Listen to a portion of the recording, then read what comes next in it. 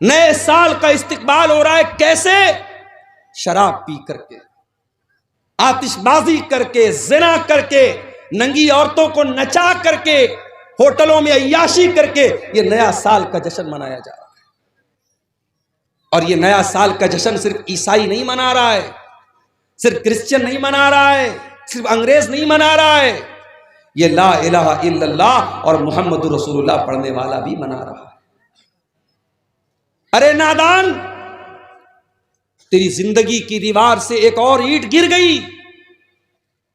تو 2024 میں 24 سال کا تھا، 2025 آیا تو 25 سال کا ہو گیا، تو اپنی موت سے ایک قدم اور قریب ہو گیا، تیری زندگی کی کتاب سے ایک پیج اور پھاڑ دیا گیا، تیری زندگی کی دیوار سے ایک اور اینٹ چھین لی گئی، اور تو سیلیبریٹ کر رہا ہے، تو شبھ کامنائیں دے رہا ہے، تو میسیجز کر رہا ہے۔ نئے سال کی رات میں میسج کام نہیں کرتا، آپ کو یاد ہوگا کمپنیوں کا میسج آ جاتا ہے کہ بھئی آج کی رات میسج کام نہیں کر رہا، اتنا زیادہ لوگ ایس ایم ایس بھیج رہے ہیں، انٹرنیٹ کام کرنا بند کر دیتا ہے کبھی کبھی، اتنا رش ہو جاتا ہے انٹرنیٹ کے اوپر۔ واللیل اذا یسر، قسم ہے راتوں کی، رات اپنا سفر طے کر رہی ہے، یہی رات ہے کوئی ہوٹل میں ناچ رہا ہے اور آپ بگلا ڈانگی کے اس جلسے میں اس پنڈال کے نیچے بیٹھ کر کے اللہ اور اس کے رسول کی باتوں کو سن رہے ہیں۔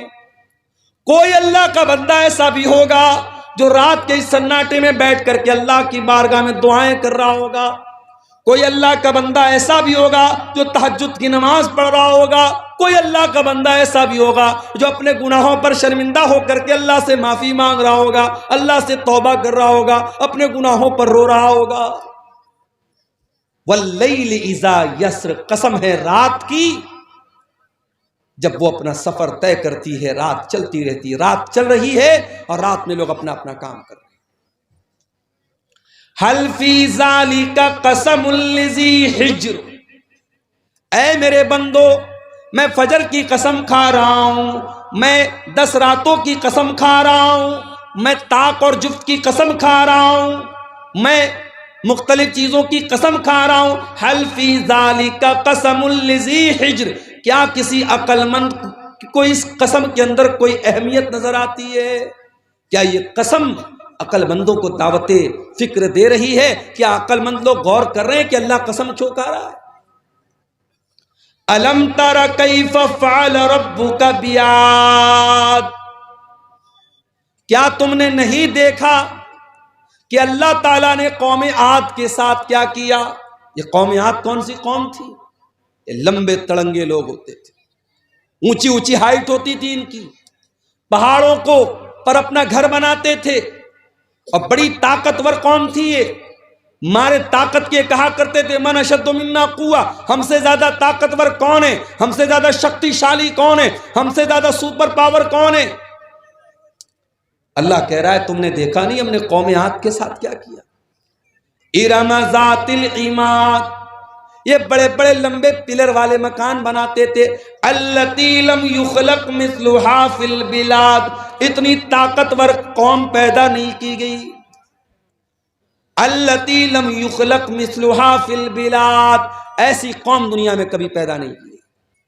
وثمود الذین جابوا الصخر بالواد، کیا تم نے نہیں دیکھا کہ ہم نے قوم سمود کے ساتھ کیا کیا؟ جو قوم سمود پہاڑوں کو کاٹ کاٹ کر کے مکان بنایا کرتی تھی۔ وَفِرْعَوْنَ ذِي الْأَوْتَادِ، اور کیا تم نے نہیں دیکھا کہ فرعون کا کیا انجام ہوا؟ جو نہ ماننے والوں کو، جو فرعون کے آگے سجدہ نہیں کرتے تھے، جو فرعون کی بات نہیں مانتے تھے، ان کے ہاتھوں اور پیروں میں کیلے ٹھکوا کر کے ان کی جان لے لیتا تھا، ان کو مار ڈالتا تھا۔ یہ بڑی بڑی ظالم قومیں تھی، قوم عاد، قوم سمود اور فرعون۔ اللہ نے فرمایا الذین طغوا فی البلاد، یہ وہ لوگ تھے جنہوں نے اللہ کی دھرتی پر بہت فساد کیا، بہت گناہ کے کام کیے، بہت پاپ کیے، بہت اللہ کی نافرمانی کی۔ فَأَكْثَرُوا فِيهَا الْفَسَادَ، انہوں نے بہت زیادہ زمین کے اندر فساد مچایا۔ فَصَبَّ عَلَيْهِمْ رَبُّكَ سَوْطَ عَذَابٍ، اللہ نے ان کے اوپر اپنے عذاب کا کوڑا برسا دیا۔ آج اللہ کے عذاب کا کوڑا ہم پر برس رہا ہے، ہم رو رہے ہیں۔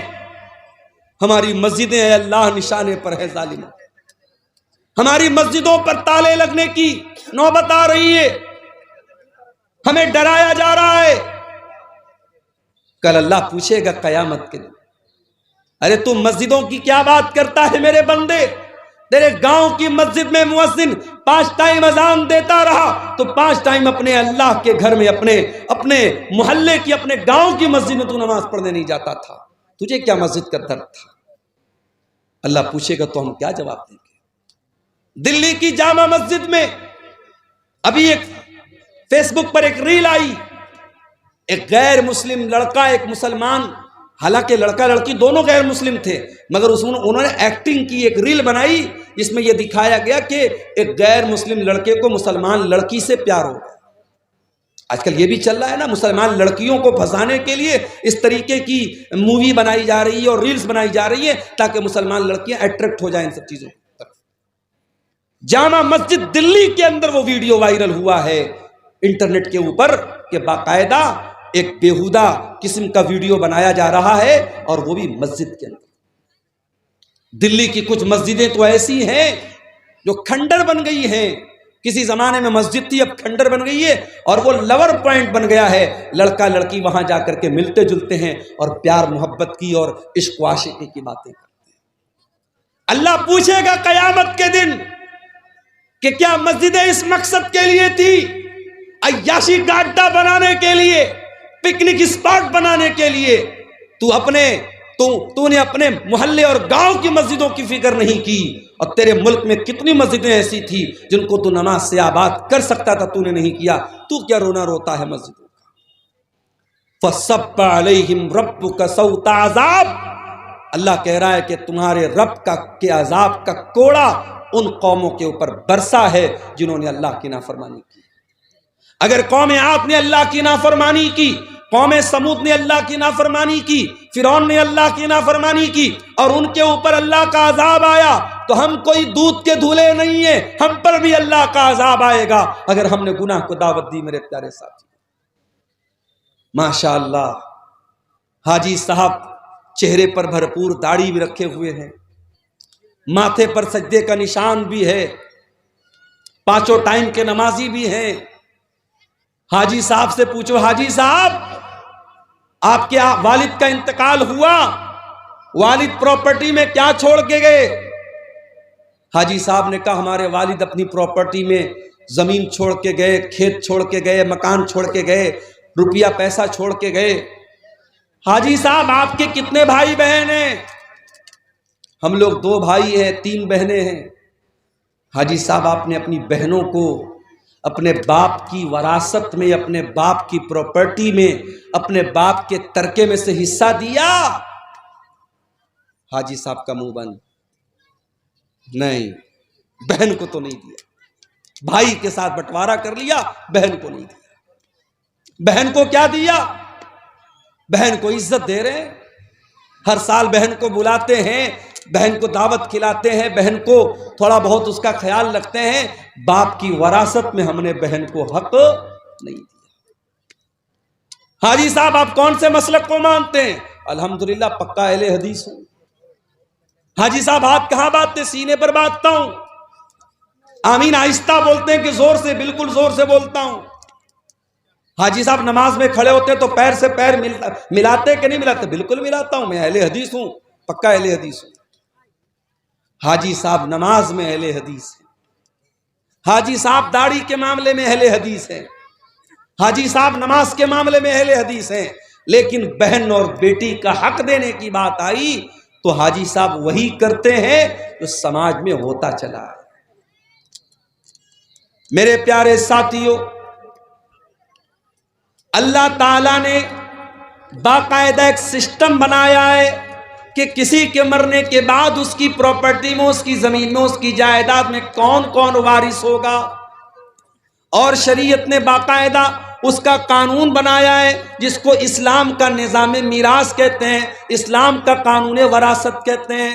اگر آپ کو اس کو جاننا ہے تو قرآن کی سورہ نساء کی جا کر کے تلاوت کر لیجیے. سورہ نساء کی صرف 3 آیتوں میں اللہ تعالیٰ نے پورا اسلام کا سسٹم آف انہیریٹنس، وراثت کا جو قانون ہے اللہ نے بیان کیا. اور اللہ تعالیٰ نے جب وراثت کا قانون بیان کیا تو کیا فرمایا؟ تلک حدود اللہ وَمَن يُطِعِ اللَّهَ وَرَسُولَهُ يُدْخِلْهُ جَنَّاتٍ تَجْرِي مِن تَحْتِهَا الْأَنْهَارُ خَالِدِينَ فِيهَا وَذَلِكَ الْفَوْزُ الْعَظِيمُ. اے میرے بندو، یہ وراثت کا قانون جو میں نے بیان کر دیا، یہ میرا بنایا ہوا قانون ہے، یہ میرا بنایا ہوا سسٹم ہے، اور جو اس کو مانے گا وہ جنت میں جائے گا. وَمَن يَعْصِ اللَّهَ وَرَسُولَهُ وَيَتَعَدَّ حُدُودَهُ يُدْخِلْهُ نَارًا خَالِدًا فِيهَا وَلَهُ عَذَابٌ مُهِينٌ. اور جو اللہ کے قانون کو نہیں مانے گا، جو منمانی کرے گا، جو اللہ کی نافرمانی کرے گا، رسول کی نافرمانی کرے گا، اس کو جہنم کا دردناک عذاب دے.